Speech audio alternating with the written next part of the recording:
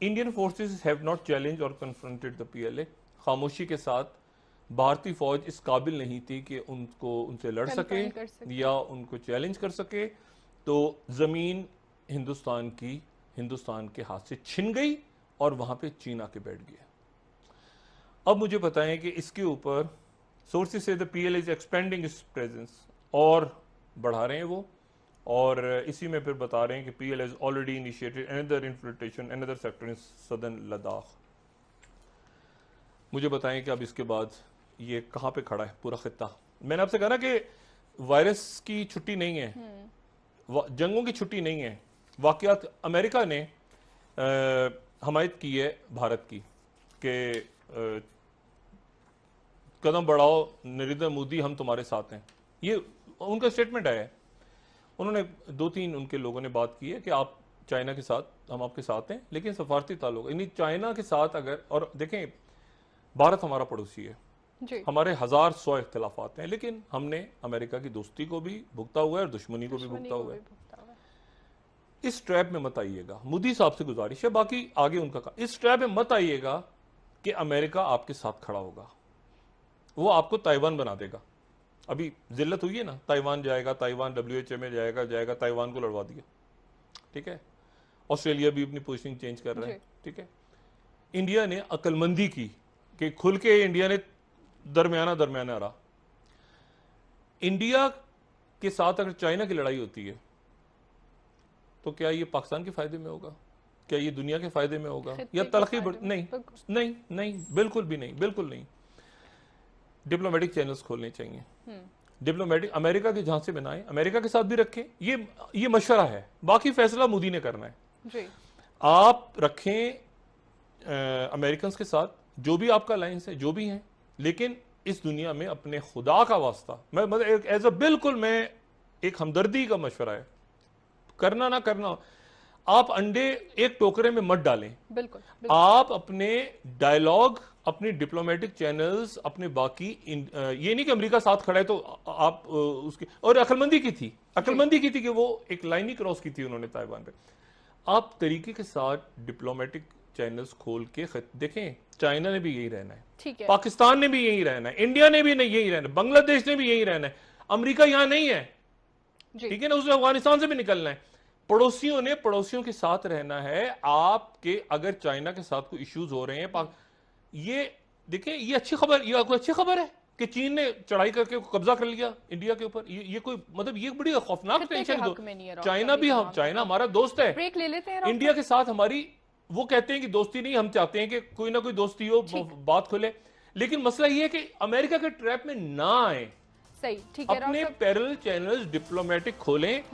यहां पर अगर चाइना के, अमेरिका के चक्कर में आ गए, चाइना वो जाके रुकेगा अंटार्कटिका के ऊपर, मैंने कहा ना, बहाता हुआ ले जाएगा इंडिया का पता। और मुझे उम्मीद है कि वहां पे ऐसे सेंसिबल लोग हैं जो ये काम, लेकिन इंडियन जमीन निकल गई है और अमेरिका बैठा हुआ है और इंडिया बैठा सोच रहा है मोदी क्या सोचिए आप।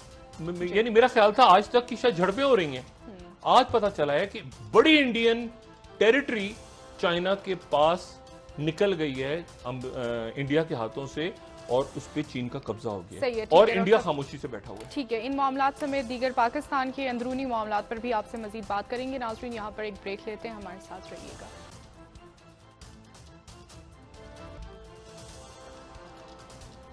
वेलकम बैक नाज़रीन। जी, डॉक्टर साहब, तैयारा हादसे के हवाले से आज गुलाम सरवर साहब ने प्रेस कॉन्फ्रेंस करते हुए कहा है कि 3 माह के दरमियान जो है तहकीकात मुकम्मल कर ली जाएंगी कि वजह क्या बनी। क्या आप समझते हैं कि वाकई 3 माह में तहकीकात मुकम्मल कर ली जाएगी? क्योंकि इससे पहले भी माजी में हमने बहुत सारी मिसालें देखी हैं जिसका कोई रिजल्ट नहीं निकला। एक तो मुफ्ती मुनीबुर रहमान साहब चांद पता नहीं कहाँ ढूंढ रहे हैं, थोड़ी देर के लिए टीवी लगा लें, जरा इधर देख लें, शायद कुछ उनको फायदा हो जाए। अच्छा, दूसरी भी बात है वो ये है कि अमेरिका ने इन हालात में उनकी जो तादाद है अमवात की, वो तकरीबन 96,000 से ऊपर होगी, 1 लाख की तरफ जा रही है। बड़ी खौफनाक फिगर है, 1 लाख अमवात। अच्छा, अब वो 1 लाख अमवात और साथ ये चाइना की तरफ से हांगकांग के बारे में बड़े सख्त किस्म के कवानीन आ गए हैं, उस पर बाद में बात करेंगे। लेकिन आज उन्होंने एक और काम हुआ है जो मेरा ख्याल है कि जो तलखी है इस दुनिया में और खत्ते में, उसको एक स्टेज और ऊपर ले गई। एक तो ये कि इंडियन टेरिटरी के ऊपर जो कब्जा हुआ है चाइना का, दूसरा ये कि अमेरिकन ने आज उनका जो फ्लीट पैसिफिक में खड़ा है, यूएसएस पोलैंड, यूएसएस पोलैंड ने, इसको जरा बड़ा कीजिएगा काइंडली, ये बहुत इंपॉर्टेंट है। आज उन्होंने laser weapon system demonstrator test किया है, LWSD।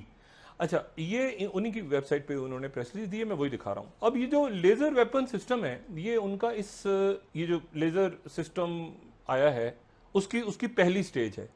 यानी इसका मतलब ये, इसको इस तरह समझ लें कि आपको मिसाइल्स की जरूरत नहीं है, आपको बॉम्ब्स की जरूरत नहीं है, लेजर वेव से आप जहाज को और वॉरशिप्स को गिरा सकते हैं। सही। यानी आपका जो वेपन है वो अब लेजर, अब ये नई, ये देखें ना लेजर, ये इन्होंने तस्वीर दिखाई है कि लेजर लाइट, आप ऐसे लेजर और फोटॉन्स जो होते हैं, फोटॉन्स जो ज़रात हैं, उनकी आप उनसे बॉम्बिंग करें और लेजर इतनी पावरफुल हो कि वो सामने जो बोट्स हैं, जो वॉरशिप है, जो ड्रोन्स हैं, जो UAVs हैं, वो सारे के सारे हिट हो सकते हैं। और फिर उन्होंने ये आज टेस्ट किया है इन हालात में।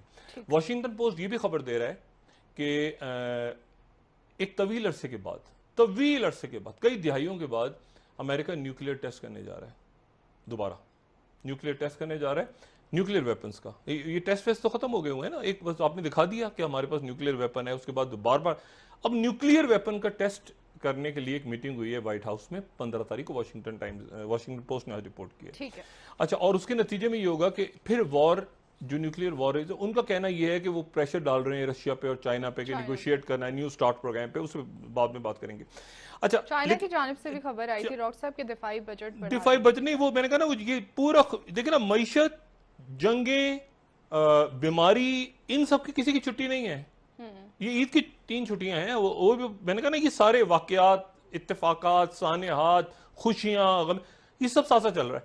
जहाज के ऊपर थोड़ी सी बात कर लेता हूँ। ये जो प्लेन क्रैश हुआ अफसोसनाक, देख तो अंसार नकवी साहब के लिए अल्लाह ताला उनके दर्जात बुलंद करे। एक बहुत खूबसूरत दोस्त, बहुत खूबसूरत भाई, बहुत पुराना साथी, बहुत अच्छा दोस्त, उससे महरूम हुए हम सब, और उसके लिए सबसे गुजारिश के वो दुआ करें अंसार नकवी साहब के, अल्लाह ताला दर्जात बुलंद फरमाए।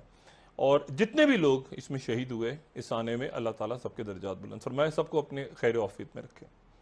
ये जो जहाज़ की वजूहात बयान हो रही हैं, मैं समझने से कासिर हूँ, ठीक है। उसकी वजह यह है कि पायलट जो हैं वो तो 17 साल का एक्सपीरियंस था उनका, वो तो ज़बरदस्त शख्सियत थे। अब पहले ही बात की गई कि जी उनको 2 रनवेज दी गई, तो 2 रनवेज पे उन्होंने वो उतरे नहीं। एक मिनट प्लीज़, यानी कोई ऐसी बात करनी चाहिए इस वक्त जो लोगों को हजम हो जाए। लोगों का मूड अच्छा नहीं है इस वक्त, लोग परेशान हैं, कम बयान आए ना, कम बातें हो तो अच्छा लगेगा। 2 रनवेज नहीं, पायलट का अपनी मर्जी उन्होंने नहीं उतारा। पायलट क्या मतलब है उसका, वो कोई आपने देखा कितने कॉन्फिडेंटली वो बात करें, जो दुनिया में नहीं रहता उस पर डाल देते हैं। ट्रेन का हादसा हुआ, वो जो था, वो जनाब जो ट्रेन का ड्राइवर था वो नशे में था, जो नहीं होता उस पर डाल देते हैं मलबा सारा। अच्छा, अब वो नीचे आए, ठीक है, और नीचे आने के बाद वो जो मोहम्मद जुबैर बच गया बंदा बीच में से, अल्लाह ने महफूज रखा है उनको, वो ये कहते हैं कि 2 दफा लैंड करने की कोशिश की है। अच्छा, अब लैंड करने की कोशिश की है तो लैंडिंग गियर क्या चीज होती है? लैंडिंग गियर ये होती है कि पहिए नहीं खुले, जहाज के पहिए नहीं खुल रहे थे। अब जहाज ऊपर होता है, हम ऊपर होता है, खास जगह पे जाके उसके पहिए खुल जाते हैं, और अगर तो उसने, पायलट ने बता दिया होगा कि मेरे पहिए नहीं खुल रहे। जब पहिए नहीं खुल रहे तो क्या नीचे कोई फोम बिछाया था?